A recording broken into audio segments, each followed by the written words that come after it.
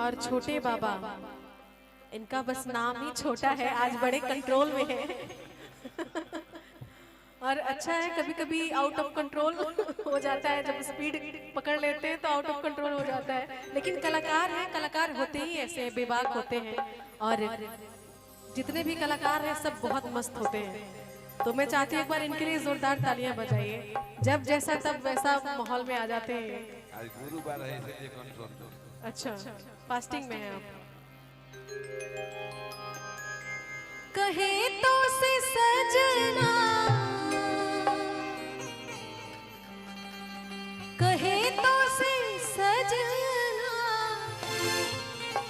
अरे तोहरी सजनिया पग पग लिए जाऊं, तोहरी बनिया में पग पग लिए जाऊं, तोहरी बनिया।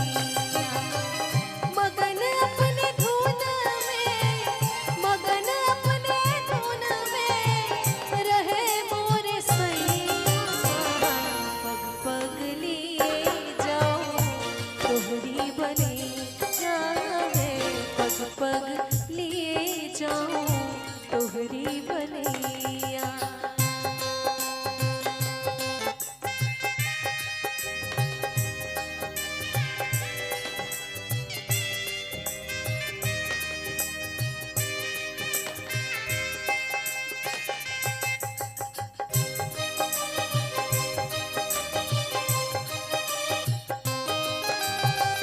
मोहे लागे प्यारे सभी रंग तोहारे, दुख सुख में हर पल रहूं संग प्यारे।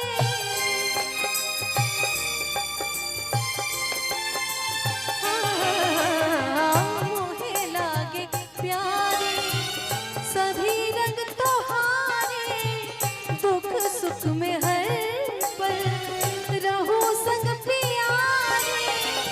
दर्दवा को बांटे हैं, दर्दवा को बांटे उम्र लड़ गई, पग पग लिए जाऊं, तोहरी बनिया मैं पग पग लिए जाऊं, तोहरी बनिया।